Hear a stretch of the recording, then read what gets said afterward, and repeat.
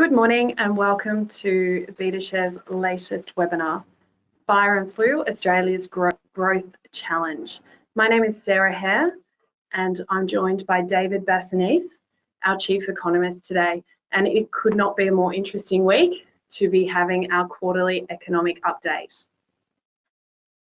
Before we start today, I'd just like to remind you that the session will be recorded and a copy of the presentation slides and a recording of this session will be sent to everyone who registered at the end of the day. During the webinar, we encourage you to ask questions. If there's anything that comes up, please use the widget on the right-hand side or in your browser, and David will get to as many questions as we can during the session. Anything that talk about today or anything that we discuss is general in nature and it is information only. We do suggest that you speak to your own financial advisor or your financial professional before you make any investment decisions. All investment PDS documents can be found on our website should you wish to investigate those further. A little bit about BetaShares, if you are not aware. We're a leading manager of exchange-traded funds. We have 61 funds, all of them are available on the ASX across all asset classes: fixed income, Australian shares, international shares, commodities, currency. We have a breadth and the broadest product range within the Australian market. Our Chief Economist, who hopefully you may be aware, David Bassanese.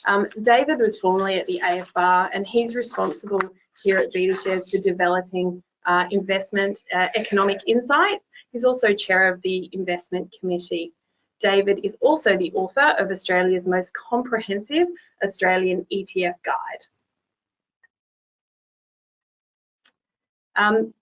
We're obviously talking about fire and flu today, and as most will be aware, the fires started in September 2019 and burnt for over 200 days, having an absolutely devastating effect on property, wildlife, and unfortunately the loss of life.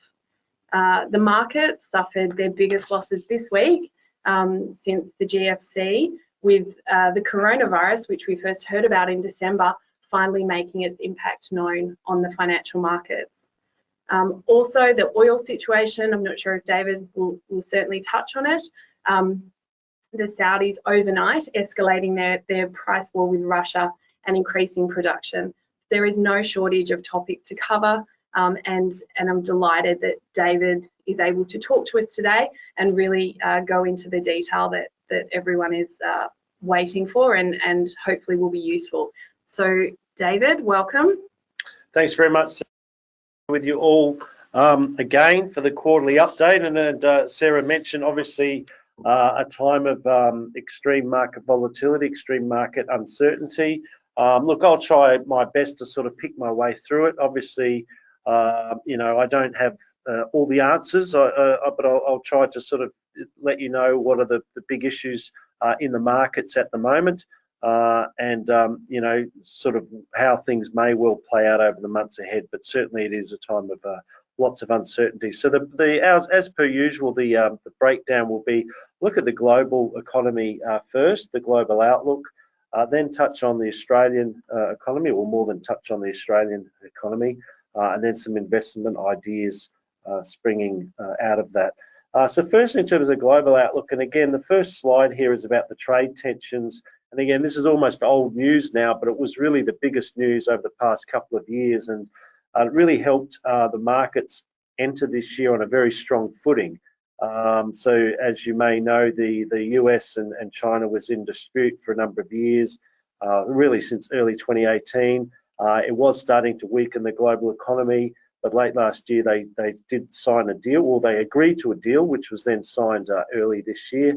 And really, it was a sign that Donald Trump was trying to clear the decks, reduce the risk to the US economy this year, and reduce the uncertainty that businesses were facing with regard to the trade wars. The actual details of the deal. I mean, China promised to import more goods from the US, agriculture in particular, open up its markets for services and whatnot. But importantly, I actually don't think there was that much really extra new in the deal, but it was the fact that Donald Trump saw fit to back down from the tensions.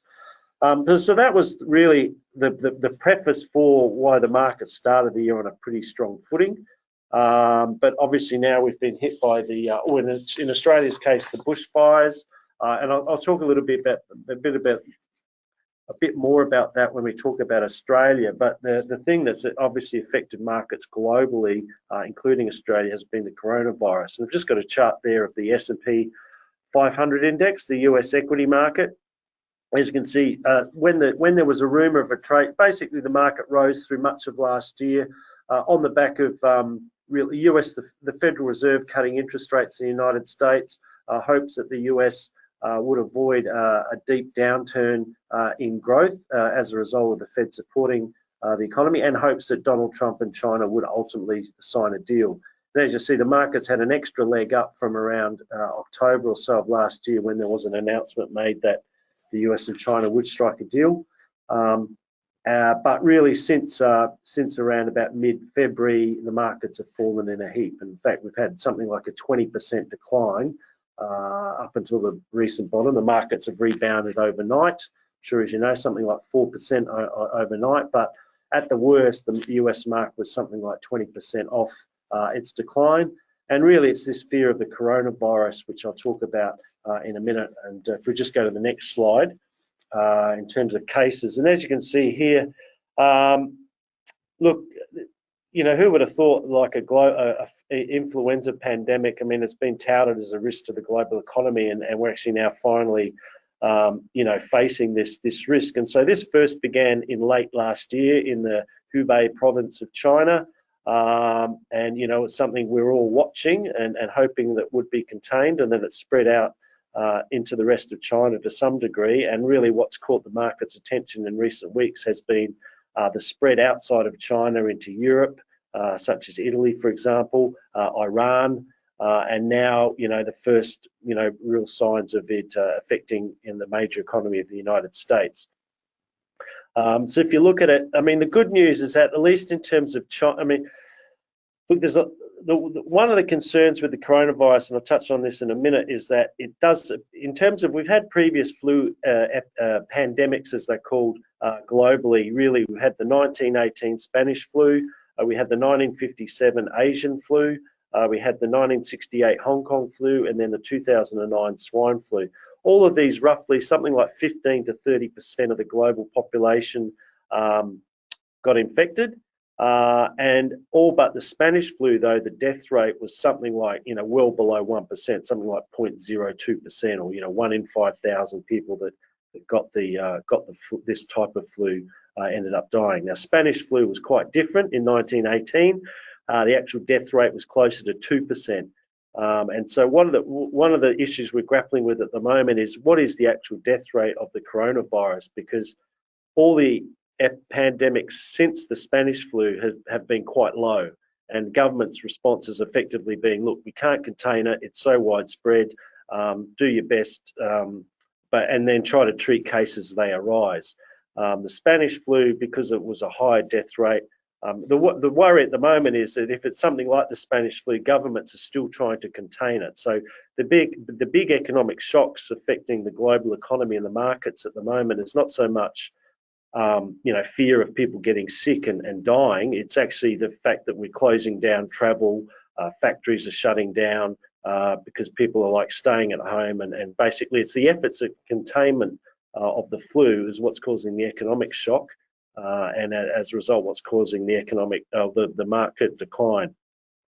So the question is, will governments, you know, continue to try to contain this disease, or will it turn out that it's just so widespread that we can't really contain it? And you know what, it turns out the death rate is not that high anyway. Maybe it's you know, closer to what we've seen in past pandemics since 1918.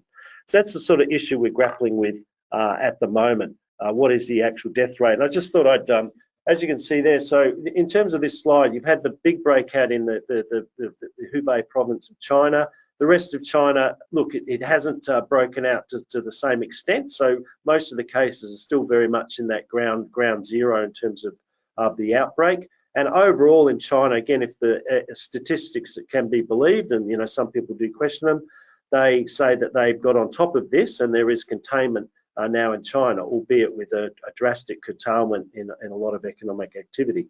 The question now is, if you look at China versus the rest of the world, is that it's starting to break out elsewhere, and we're seeing efforts of containment in Italy, for example, where they've basically, huge regions of the country have just effectively been shut down, with people are just encouraged to sort of stay home and avoid large crowds.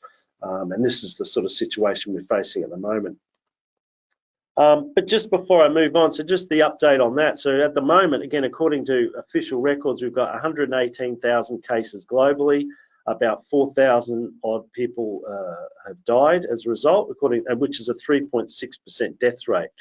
Now, just to compare that with the swine flu in the US, the official records, no one really, because it was so widespread, no one really knows the actual numbers, but there was something like, if the reports are to be believed, swine flu affected 957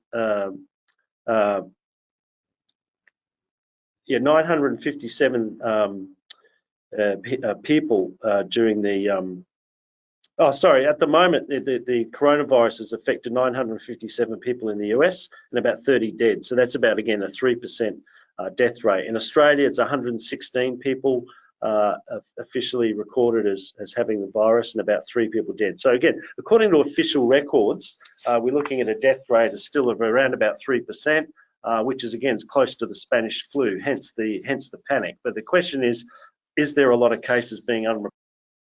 I just want to, maybe this might be the point to mention this. I'll talk about. If you go back to the US, during the swine flu outbreak in 2009, it was about 115,000 officially reported cases, and 3,400 people died, which again was a mortality rate or death rate of about 3%. But the experts have actually looked at it and said, their estimates suggest it was actually something like 60 million Americans did get the swine flu and 12,000 people died, which is actually a death rate of 0.02%. So that's a big difference. So 0.02% means 1 in 5,000 that get the disease die, whereas if it's 3%, it means 1 in 35. So it's quite a significant difference. And this is the dilemma we're facing at the moment. Is the death rate 3% or is it 0.02%? And at the moment, it's the official statistics aren't giving us much of a read on that.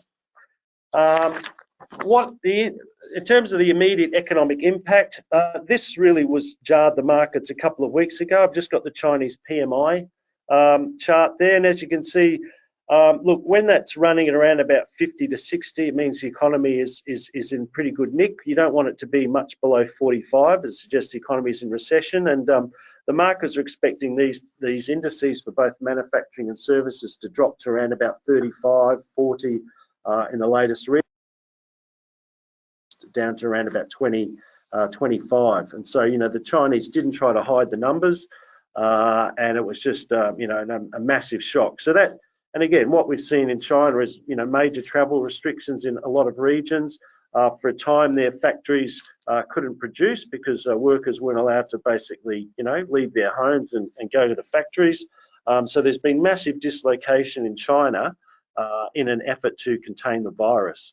Globally, the implications are also starting to be felt in the sense that, as you see from the next slide, China, being the workshop to the world, as it's called, a lot of intermediate inputs, so inputs into the production of other manufactured goods, other products, do come from China. And so if you can see it, it's something like, 30 to 35, but basically 1/3 of intermediate imports in many parts of the developed world come from China. So hence the potential dislocation as well. Now, as I said, the good news here is that, at least in the case of China, they do seem to say that they are getting on top of the number of outbreaks. And there are reports that, some factories are, starting up again. China's sort of trying to get back on its feet. The issue now will be, can it reopen to the rest of the world, given the rest of the world seems to be closing down just as China's trying to reopen. But that sort of, I guess, tension at the moment, bears watching. In terms of the globe, and so, again, what was giving us some hope before the virus hit was, if you look at something like the global PMI, so this is a survey of manufacturing and services, it had been weakening through 2018, 2019. It showed signs of bottoming out last year and it was starting to recover, hence the optimism in markets heading into 2020. Now, when these new numbers come out, that's likely to dip down again, and it potentially could go down to 40, or certainly be consistent with recessionary conditions globally if they were to persist. So I think we will see a hit on these indicators when they are released for the months of March and potentially April as well.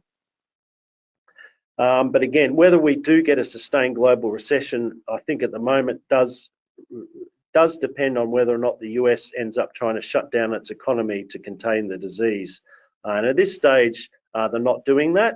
But and again, one of the things they're grappling with is how widespread is the disease, what is the effective death rate of the disease. And again, I go back to the swine flu example of 2009, where the US effectively gave up trying to contain the disease. It did wash through the economy. Basically, the number of deaths they effectively got was double what you normally get with a flu season. So it was effectively just well, not just, but like a particularly bad flu season. But the economy actually ended up holding up pretty well in 2009. So that's something to think about. Just got for some comparisons. So again, I've made a lot of these comments already, but just again, comparisons of coronavirus with other outbreaks. Now, initially, analysts were looking at this like the Sars outbreak in 2003. As you may remember, that which emanated out of Hong Kong, and actually it emanated in province of China as well, but it actually flew through. One person that was infected went to Hong Kong and it actually started spreading from Hong Kong. But that one was only 8,000 cases globally, so only 1/10 of the number of, less than 1/10 of the number of cases we're facing with coronavirus at the moment. SARS was bad in the sense the death rate was high, it was closer to 10%. But again, at least the good aspect of SARS was that it was contained relatively quickly and didn't spread around the world. So no one in America, for example, died from the SARS outbreak. So again, this is what we're grappling with at the moment. The coronavirus does appear as widespread as all the past pandemics of the past century. What we still don't know is, will the death rate be closer to the outbreaks, since Spanish flu, or at the moment, at least officially, it looks like to be as bad as the Spanish flu.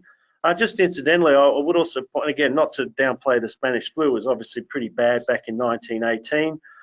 Again, if you look at America, something like 28% of the population were affected, and something like 2.2%, so that was about 30 million people, and about 675,000 people, they estimate, did die back in 1918. It was about 2% death rate. But the US economy, actually, again, because governments didn't try to contain the Spanish flu, no one was shutting down travel or shutting down factories. It was like it was impossible to contain. It actually didn't end up causing a US recession. So the economy actually held up, even though 2% of people being affected were actually dying. So that's really with the situation with the virus. As I said, it's very uncertain. Now, here's some good aspects that can give us some hope that we may not see the worst. Is the fact that, looking at the US economy, inflation remains pretty contained. So we're going into this crisis with inflation still under control. If you can see from this slide, still sub 2%. That allowed the US Federal Reserve last year to cut interest rates on the back of the trade tensions. And it's, as you may well know, it's already done a 50 basis point or 0.5% cut in interest rates last week. And it's probably going to cut at its next meeting by another 0.5%. The federal funds rate, as it's called over there, the official cash rate, is around about 1% at the moment. So that can probably go all the way back to zero over the next couple of months if need be. Now, will that have a major impact on the economy. Look, the rates are already very low, so it'll be fairly marginal. But what it will do is maybe, help give the share market some support.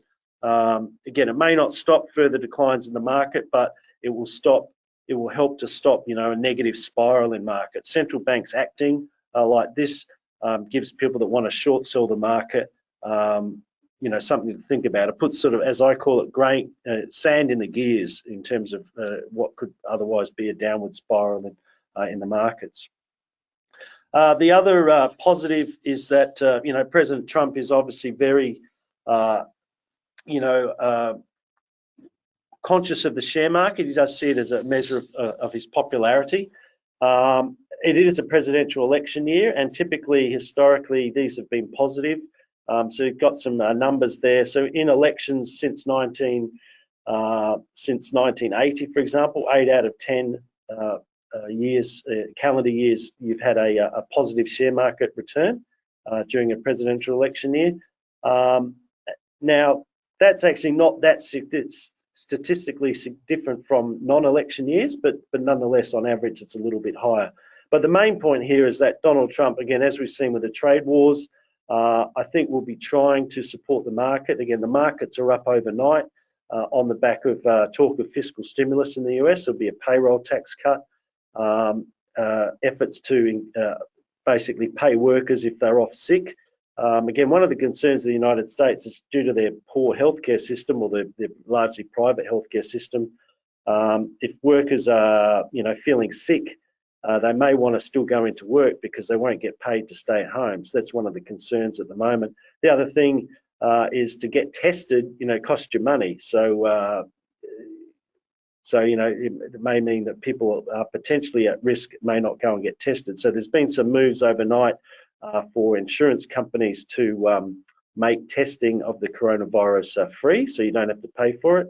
We'll have to wait and see how this pans out, but some support for workers if they have to stay home sick as well. So that's one of the challenges in the US at the moment. Now, some timely indicators. Again, will we get it? My base case, just for the record, is I don't think the coronavirus will be enough to cause a US recession. I don't think the economy will be closed down in the same way that China has done, and the same way that Italy has done. It's a much bigger economy to manage, and I think I think the conclusion may well be that, coronavirus is hitting us and it's already here, and there's probably not a lot we can do in terms of, massive containment in the way we've tried to see done in Italy and China. But, you can't rule anything out, and that's potentially the risk, is if they do try to do that, then the US economy may well fall into recession, and the equity market decline, not to sugarcoat it too much, could get a lot worse. We're down 20%. If there is a US recession, historically, it can be, anywhere between 30 to 50% declines in the market. Now, one of the lead indicators of that will be something like weekly jobless claims, which I'm watching very closely. As you can see from this slide, the grey areas there are official US recessions. Again, there's a group in the United States that date to the month when they think US recessions begin and end. And as you can see, jobless claims are a pretty good lead indicator. Usually when they're up around about 15 or so percent from their previous lows, it's a good indicator the US has probably tumbled into recession even before the group that make these decisions make that announcement. So this is something I'll be watching carefully over the next few weeks to see if there's any upturn in jobless claims. As you can see at the moment, the economy has pretty good momentum. I mean, if there's any good news in the US, it's that the economy has been hit at a time when the momentum is quite strong. The payrolls report, the jobs report for February that came out last week was very, very strong. Unemployment at a 50-year low, and as you can see, jobless claims also at a 50-year low.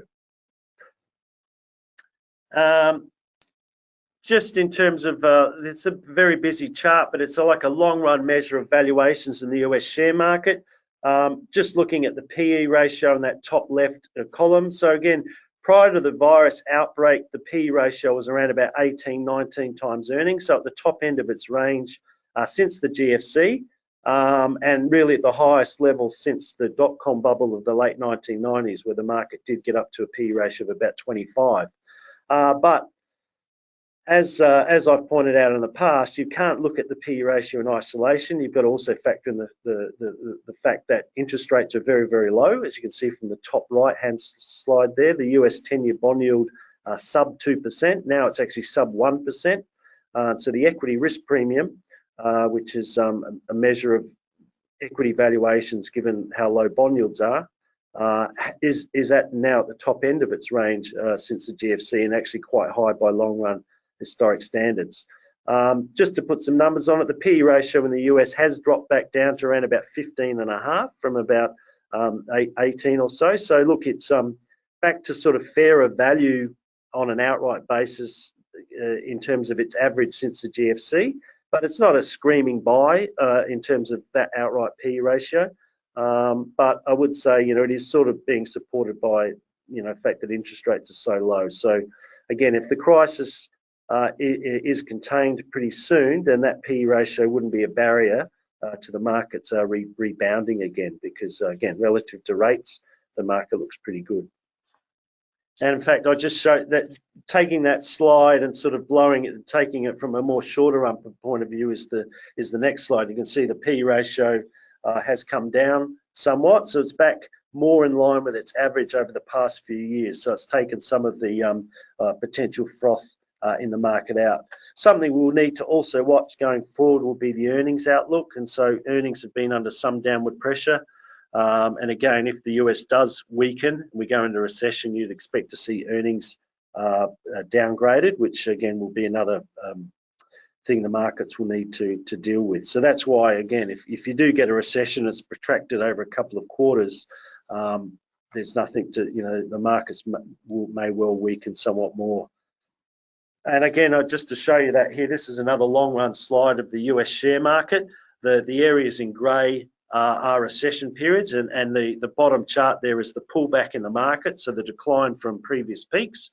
And as you can see, during past recessions, you've typically had a bear market, so a 20% decline at least.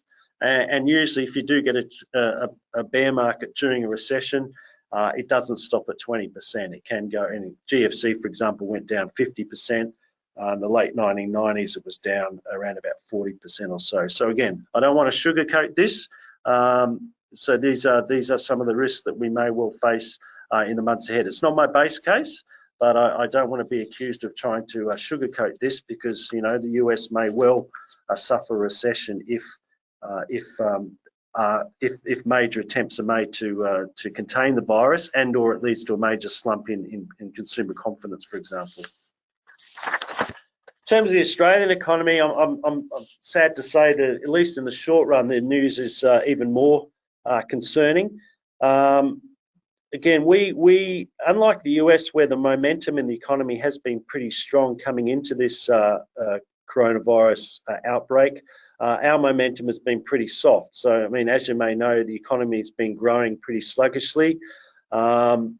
If you look at some of the components of demand, these are components of demand as a share of GDP.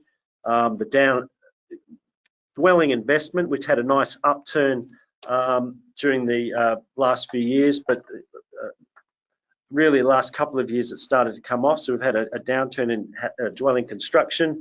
Overall business investment has been pretty subdued. So mining investment has continued to sort of decline from the mining boom levels, and we haven't had much of an upturn in non-mining investment. The positives that have been helping the economy has been exports, particularly Chinese tourism, dare I say, and things like education and public infrastructure spending. Now, Chinese tourism is going to take a massive hit over the next couple of months, no question. Public infrastructure is holding up, and the government will try to do somewhat more in that regard, but otherwise the areas of the economy are pretty weak. And particularly, I haven't mentioned consumer spending there, but if you look at it, it's around about 50-odd% of GDP. It's very important, and that's actually, the economy slowed down, and consumer spending as a share of the economy has basically stayed where it is. So that's been consistent with consumer spending slowing down as well. And the big problem here, if you see the next slide, is that incomes growth, household income growth remains quite weak. and has been for a number of years. Really what held up consumer spending up until midway through last year was the increase in house prices over Sydney and Melbourne. We had like a positive wealth effect. Then prices were declining, and then with a lag, that saw consumer spending decline. And we've really had this, we've been in a consumer spending decline ever since. Now, again, prior to the coronavirus, the RBA's hope was that the rate cuts that we've seen and the rebound in house prices that we've seen would see consumers starting to spend again this year. But again, all of that is effectively being knocked for six because of the coronavirus. So I think consumer spending is likely to remain quite subdued.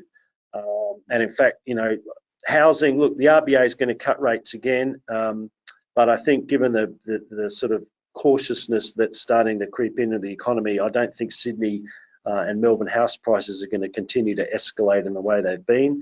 At best, they'll probably level off, but may well come off a little bit, even with low interest rates, given the renewed sense of caution.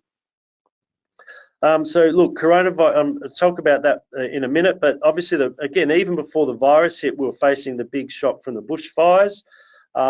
So, I mean, as Sarah mentioned, they've been burning for a long time. It's now finally been contained. A lot of wildlife has obviously been hurt. A lot of regional tourism areas have been pretty devastated. I think it, again, just personally, it seems to have taken a knock on national psyche. I think, you know, that the fact that the bushfires could be so devastating with the smoke, you know, affecting Sydney and Melbourne and Canberra. It's really, you know, I think knocked us around a little bit. And there's a photo there from the Guardian newspaper, which I thought was interesting. Was in the London newspaper, was used in many newspapers around the world.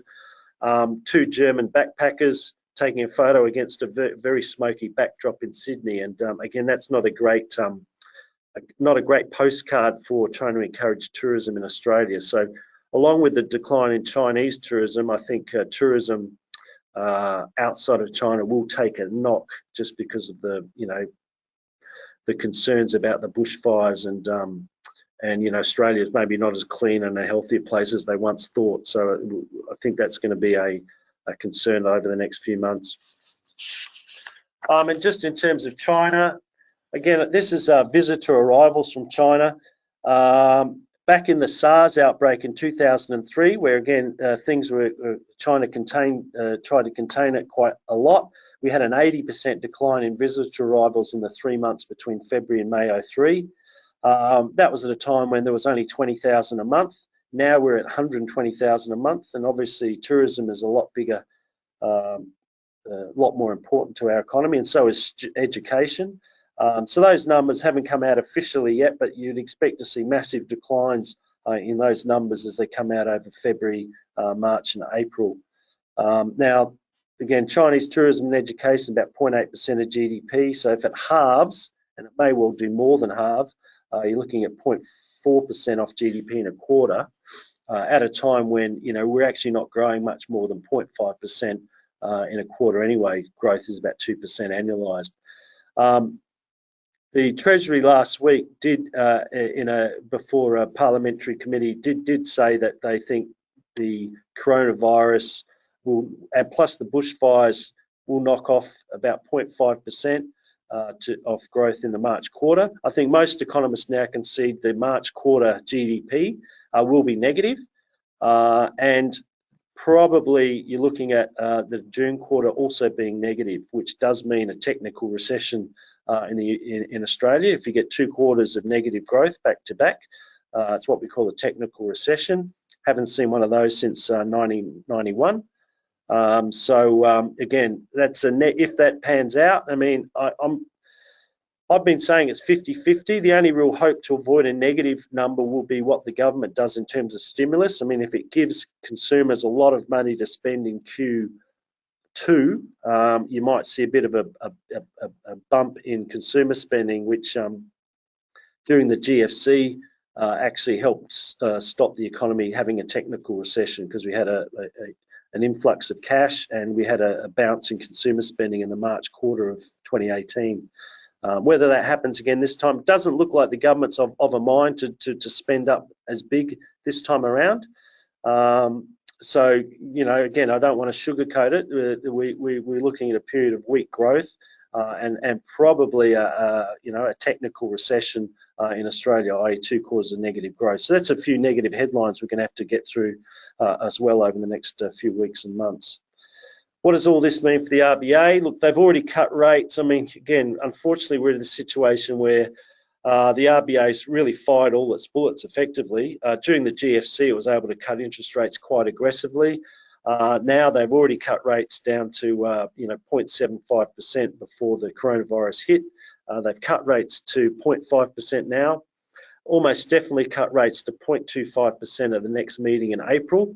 And then again, now we'll be hearing talk of something like so-called quantitative easing, which will be the RBA targeting lower bond yields, so longer-term bond yields. So again, Australian 10-year bond yields have dropped, and they're down now around about 0.5% or something like that, and the RBA may target them to drop to 0.25%. Now that may well happen before the RBA actually does anything. The markets may move of their own accord, and again, it won't directly have much positive effect on the economy. The only real reason, I mean, at the end of the day, the RBA needs to be seen to be doing something. It's more like a psychological thing to at least to be saying that it is doing something. It is offering stimulus. At the margin, it will make borrowing costs even cheaper for corporations, make fixed-term home loans even cheaper. So, you know, the next few months is going to be an absolute bonanza time to lock in very cheap long-term mortgage rates, if there's any consolation out of all of this. You know, and potentially a good time to buy some bargains in the share market if we do get some further weakness. In terms of the Australian market, I mean, here's the equity. As I said, the market, again, our market, we probably did get a little irrationally exuberant in terms of prices heading into this year. And again, it was on the back of hopes, expectations the RBA would continue to cut interest rates to support growth even before the coronavirus hit. So our market did get up to about 18 times forward earnings, so it was getting pretty pricey. The market has now fallen back, so the P ratio has come back down to around about 16.5 times earnings, in line with its average over the past few years, but a little bit above, well, still above its long run average. But again, relative to where interest rates are, as you can see from that lower right-hand side chart, and these numbers are up until the 9th of March, so I've tried to keep them as up to date as possible. So they're up until close of business, not yet yesterday, the day before. And again, one of the issues relative to interest rates, the market does look incredibly good value. So the equity risk premium is very, very high. So again, I'm not offering investment advice here, but you can lock in very low interest rates at the moment, and some of the dividend yields available in the market, albeit earnings will be under pressure, but equities are offering from a longer term perspective pretty attractive dividend yields at the moment. But here's, if you look at our market, so just on the next slide again, this is our market. The grey areas these are US recessions. They're not our recessions. Again, we've had fewer recessions. Our last great recession, I guess, was back in 1990-91. But again, when the world goes into a downturn, typically we're sort of not that far behind. The one exception was the dot-com bubble in the late 1990s. You just see the downturn there. The global markets are off quite a bit. Our market didn't decline by as much, and that's because we didn't have all that much tech exposure. So that what was really a big tech correction. But this time around, if the markets do weaken somewhat further, we're going to weaken as well. And again, we may well weaken somewhat more because we are facing, I think there's a greater risk of recession or technical recession in Australia than in the United States, given we're more exposed to China and the fundamentals for our economy were softer going into the crisis than in the case of the US. Investment thoughts. Look, so just let me go through some of the investment ideas. And firstly, in terms of the global, I guess looking through the, at the moment, I guess it's a time of caution. Maybe, depending on your time for bargain hunting or whatever, but it's probably a little bit premature if you're asking me on that front. But what I wanted to point out here is some of the major trends in global markets, which I actually think when we get through this over the next couple of months may well come back to the fore. So things like the US, if you look at by major economy, these are performances relative to the global market. So when these lines are pointing up, it means these areas are outperforming the global equity market.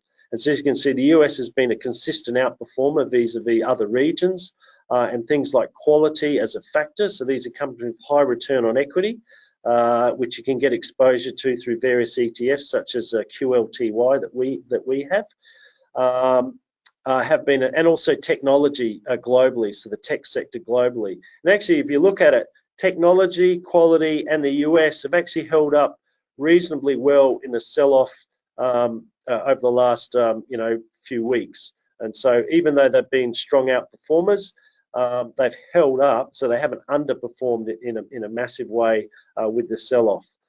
So again, once I think we're through this, I think those sort of themes will actually remain in place.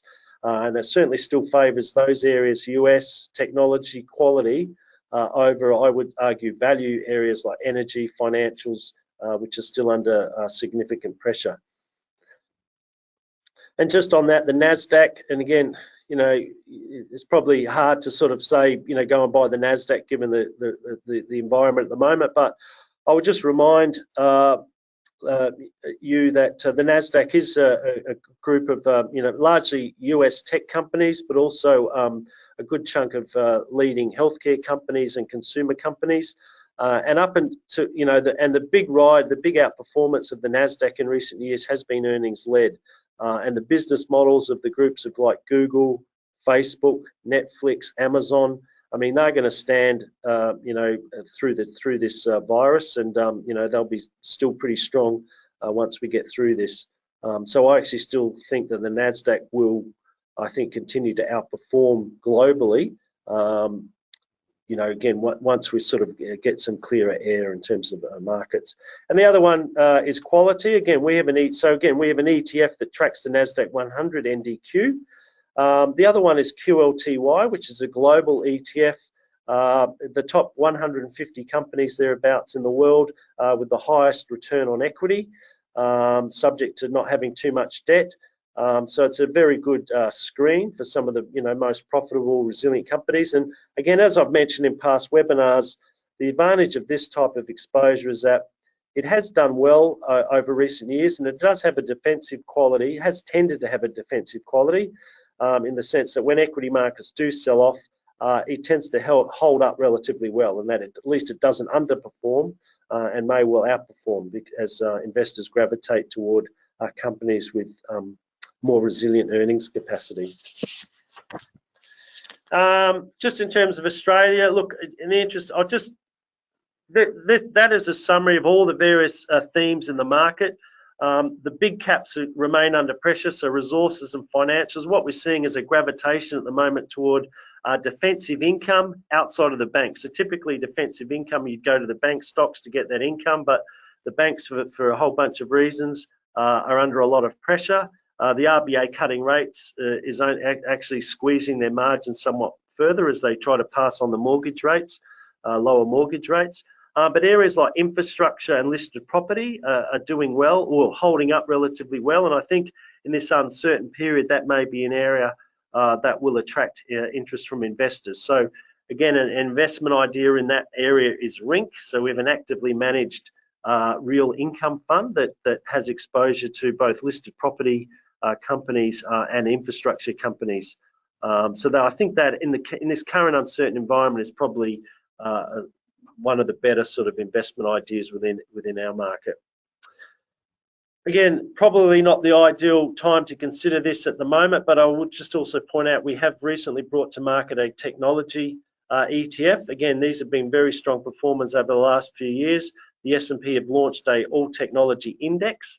The top names in that index at the moment are there before you. And again, this has had obviously a sharp correction along with the markets in the recent weeks.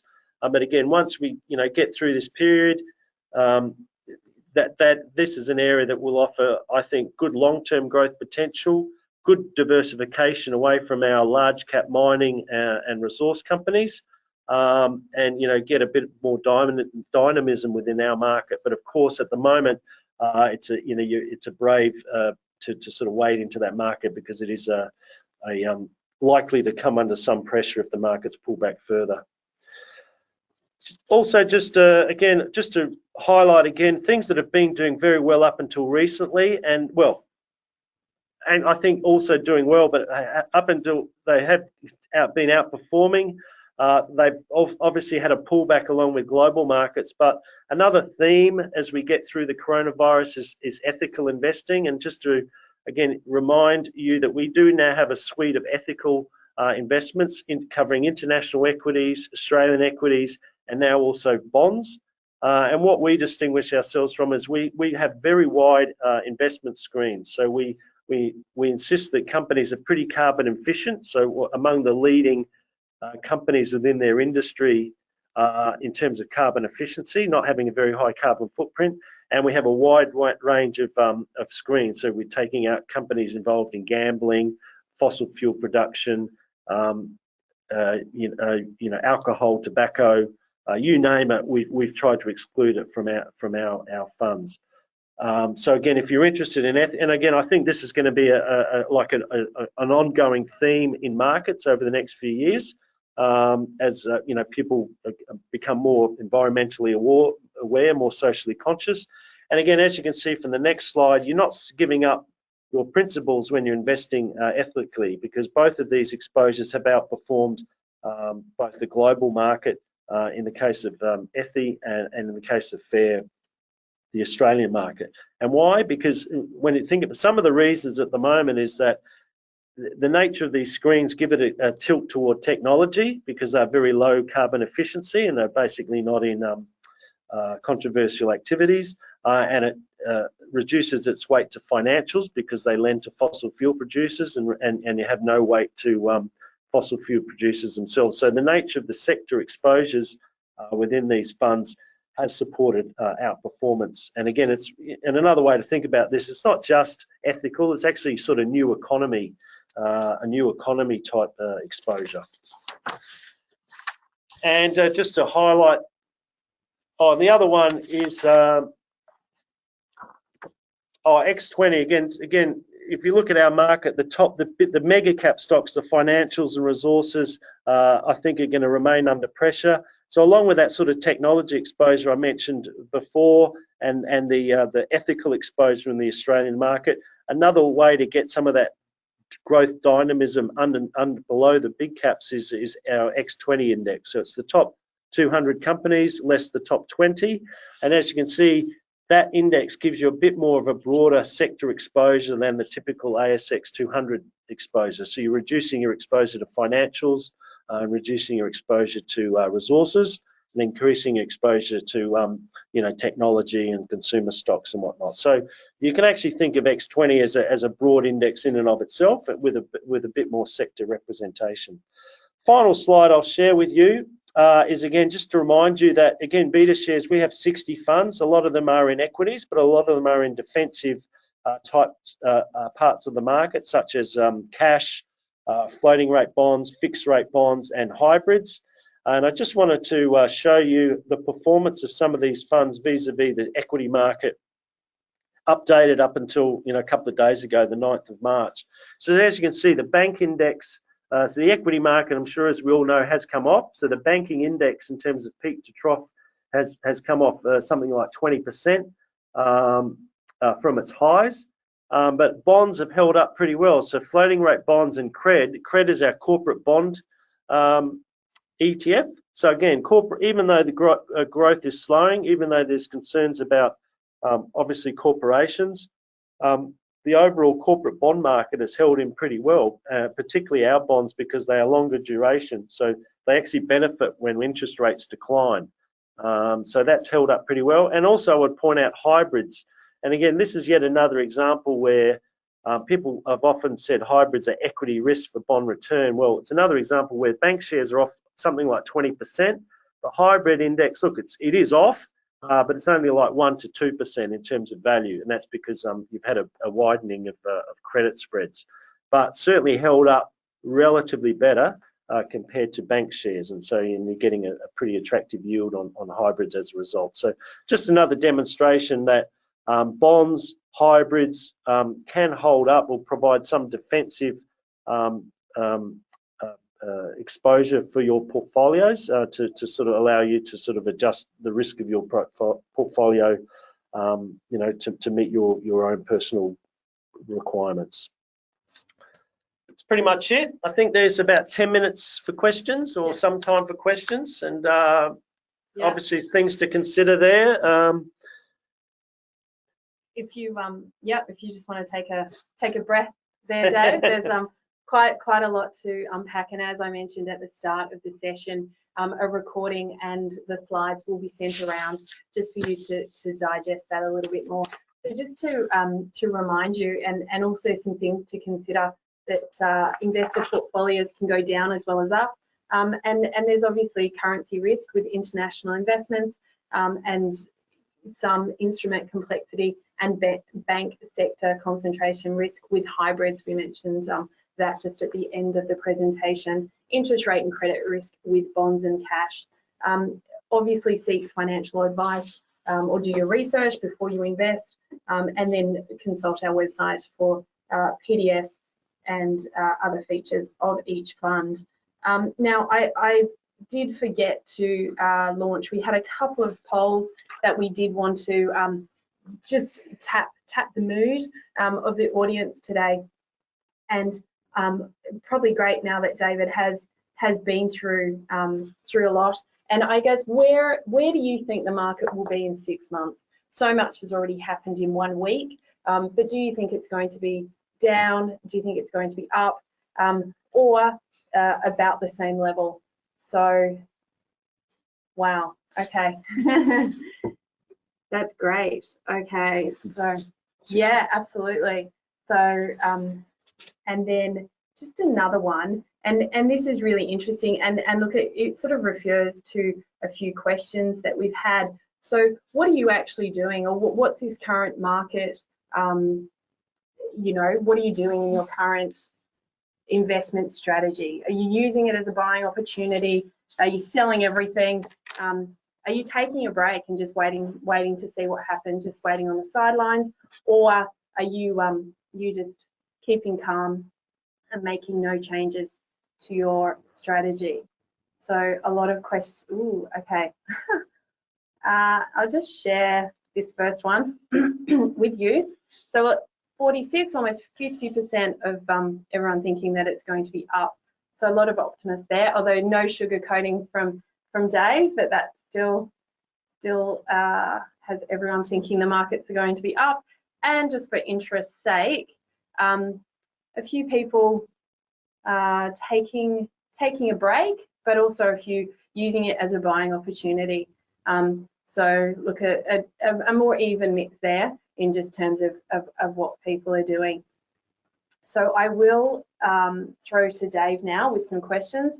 We've got a few, and this one you sort of touched on the effects of the fire, but what sort of knock-on effect do you think the bushfire recovery will have? So rebuilding homes, government infrastructure, government investment into those affected communities, is that going to have a knock-on effect to the economy? Is that going to be enough to sort of help? Look, it will help at the margin, but I don't think it's going to, I don't think we're going to have a fire reconstruction-led rebound in the economy. I think that it will be a positive, but the negative from China, from the decline in Chinese tourism, the negative from just the drop in consumer confidence and consumer caution, I think, unfortunately, in the short run, will more than offset that. So I don't see that as a source of, optimism in terms of the overall growth outlook. Okay. There's quite a few questions here, and you didn't actually. There's a few on US Aussie dollar. And just in terms of hedging at the moment. So what are your thoughts on that? Look, it's interesting. The US dollar, I mean, I actually had a call that the Aussie would fall to 62 cents by year end prior to the coronavirus hitting. and that was on the basis of the RBA would cut rates to 0.25%, and the Fed would remain on hold this year because the US economy remains pretty strong. So I was a US dollar bull and a Aussie dollar bear. Now, what we've seen is that as the coronavirus has now hit the US, we've cut rates, but the Fed actually has more scope to cut rates than we do because our rates are lower than in the US.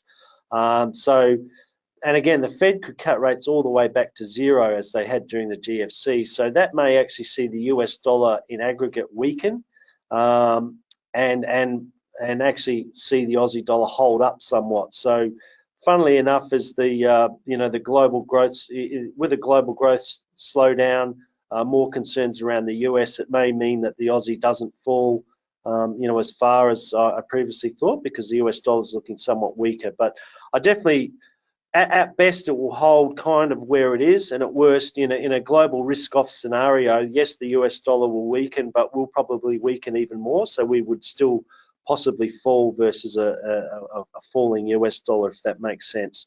So I'm definitely not an Aussie dollar bull. At best, I'd be neutral on the Aussie. Okay. The last few weeks, really good question, were a good stress test for liquidity of ETFs. So, and I think SPY, the largest ETF in the US, traded over 128 billion in a day. So were people able to sell, liquidate quickly? What does this sort of mean for ETF liquidity? Yeah, again, it's not something I mentioned in the webinar. I didn't really want to chest beat about ETFs, but I mean, what we have seen during this, again, the question has been long asked: how will ETFs perform in a crisis, in a meltdown on the markets? We had the US market down 7% in a day, and really ETFs have held up pretty well. People have been able to get out, get in. And again, a lot of the trading in the ETFs, I mean, huge liquidity going through the major ETFs in the US. But funnily enough, most of that trading is actually people trading between themselves. So the actual net selling of ETFs, so the dumping ETFs and then the resulting reduction in the size of the funds and the selling of the shares has actually been a relatively small part of the overall transactions. It's really been, investors selling one ETF certificate to another.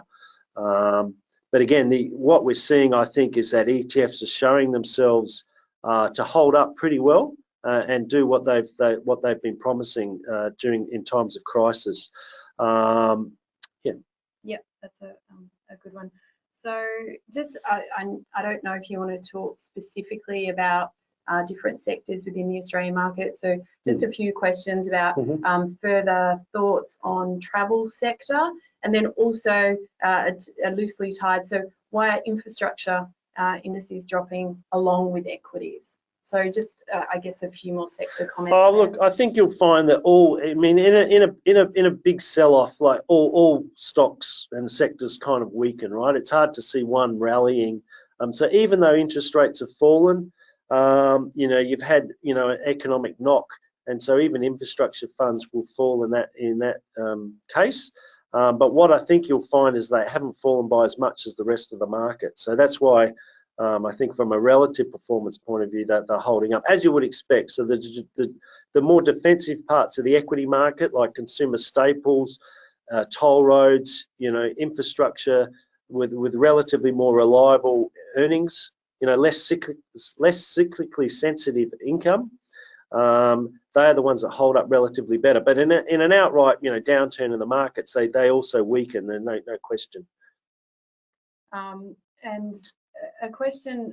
Do you want me to travel? Or? Yeah. Yes. Look, again, if you're looking for buying opportunity, the thing about it is we'll get through this. I mean, historically, all these pandemics have been contained within, 3, possibly 6 months. The swine flu was done in the US, within a flu season. There is a lot, and we do know a lot about this disease as well. So a vaccine will probably be available within the next 6 months as well. So again, these are, this too shall pass. Let's sort of not get too dramatic. So to the extent, things like travel, I mean, Chinese tourism is going to remain huge for our economy, tourism generally. So, the travel areas of the market, you know, I'm just talking broadly here, we don't have any ETFs necessarily in this area, but, you know, the travel areas of our market that are being pummeled at the moment, you know, we're going to do very, very well, I think, once we get the rebound. And, you know, all the high growth areas like technology and whatnot, they're obviously being pummeled at the moment. But these will, I think, you know, once we get through all this, these will bounce back pretty well. We've had a few questions about our bear suite, which is fine. So just wanting to know if, I guess, a quick explanation of our bear, BEAR, and BBOZ, and I guess the risks of those funds. Yeah, just a few. So again, we do have bear funds, and basically they're designed to go up when the markets go down, and then you get a magnified response. So, for example, if the market is down 1% in the day, the bear funds or certainly the strong bear fund, both the US and Australia, are designed to go up by around about 2 to 2.5%. So that's you know, if you know, it's being used a couple of ways. Very short-term traders who want to take a short-term view on the market declining can seek to, you know, I guess take a position in that through the bear funds, and also others who have a long-held stock of shares. They don't want to sell them and realise capital gains, but they do effectively want to reduce their, you know, if you are convinced the market's going to fall a lot further, you can effectively go to cash by buying a bear fund. So if the market does fall, yes, the paper value of your shares will go down, but that'll be offset by the return you make on bear. But having said that, of course, if you get it wrong and the market does bounce, the paper value of your shares will go up, but the actual value of your bear fund will go down. So you'd have to carry that loss and probably sell some shares to make up for that loss or take it somewhere else. So look, there's no, you know, it is a direction of the market. One other point I will make, and we are getting this question. So, for example, the bear funds are related to the futures.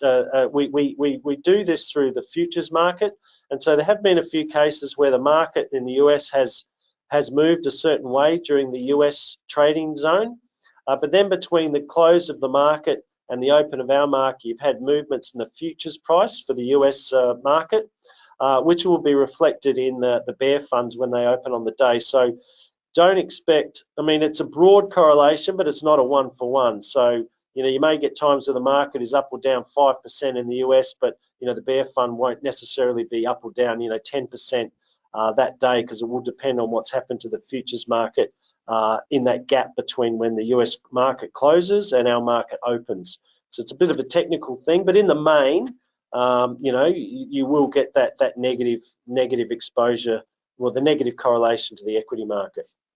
And there's been so many questions, but I'll just ask you one finally, because I know you used to work for Treasury. What do you think the best fiscal response for Australia will be? What it would be? Look, it's a very good question. I mean, look.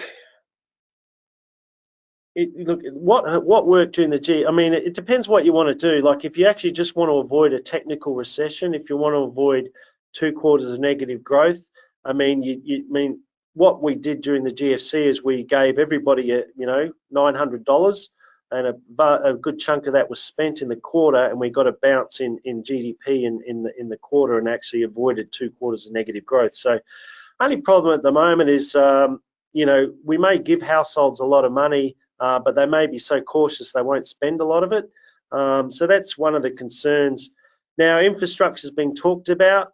Now, the couple of problems with that is, infrastructure spending, as you saw from a chart earlier, is actually at already a very high level in Australia. Like, a lot of state governments are doing lots of projects. It's hard to find, you know, skilled workers to do projects, and also it takes time to get these projects done. Now, what the government is proposing, I think the federal government is proposing to give money to local governments to get, so that so-called shovel-ready projects at the local level can be unleashed pretty quickly.